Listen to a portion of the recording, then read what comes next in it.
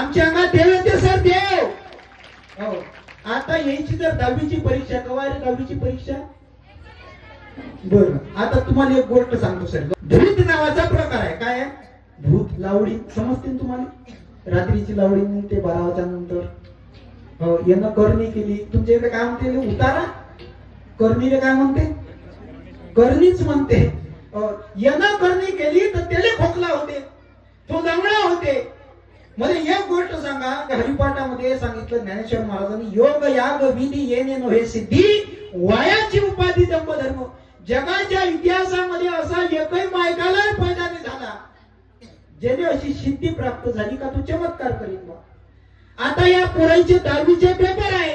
जागते रहो, यायचे 10वीचे पेपर आहे.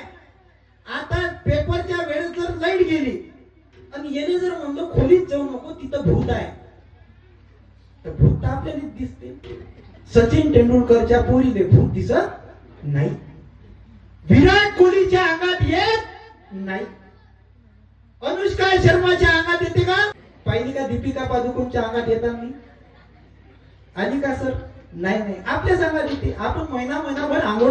बरं, देवाला चॉईस आहे का नाही आहे? कोणाच्या अंगात यावं? धर्मराज दादा, देव कोणाच्या अंगात यावं? एखाद्या कलेक्टरच्या अंगात यावं. UPSC पास करून गेला. अमिताभ बच्चनच्या अंगात यावं. अमिताभ बच्चन रोज आंघोळ करते, सूट बूट घालते. बरं, येते कोणाच्या? जो महिनाभर आंघोळ करत नाही त्याच्या अंगात देव येते. ज्याला शेंबूड पुसायची अक्कल नाही त्याच्या अंगात देवी. अरे, घेणं ना देणं फुकट संबंधी लावून येणं, आमच्या विदर्भात म्हणते असं. म्हणजे आम्ही मुलांना काय शिकवत आहोत? आता इथं एक्झाम्पल काढतो, पण तुमच्या इकडली गोष्ट नाही. अर्ध्यापेक्षा जास्त पोरीच्या पायात काळे धागे असते. तुमच्या इकडली गोष्ट आहे का?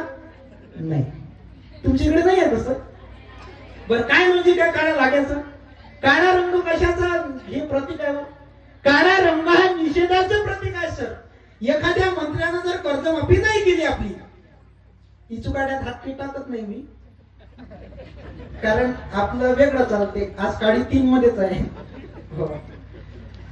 एखाद्या नेत्यानं जर आपली कर्जमाफी केली नाही तरी मग आपण त्याने कोणते झेंडे दाखवतो? काळे. काळा कोणता रंग आहे? निषेधाचा. मग आपण पायात काळा धागा घालतो, त्याच्या मागे काय लॉजिक आहे बा? नेमकं कुणाला लागला का शोध आजपर्यंत? काहीच नाही. घेणं ना देणं फुकटचं कंदी लावून येणं. शिवाजी महाराजच्या आईनं जर छत्रपती शिवाजी महाराजने म्हणलं असतं, नाही बाबू, हो रात्रीचे 12 वाजले, लढाई जाऊ नको, तिकून औरंगजेब येईन, हो हाव कर. बरं, आपण जर लेकरू लघवीले उठलो तर जास्त दूर जाऊ नको, हाव आहे तिकडे. हाव काय तुझं सगळ्यात मोठा हाव आहे. आपण पोरांच्या मनात काय भरतो? म्हणजे एक गोष्ट लक्षात ठेवा, आपण पोरांना काय सांगितलं पाहिजे? तुम्ही योग्यच सांगता. आधीच सांगितलं, तुमच्या इकडली गोष्ट नाही.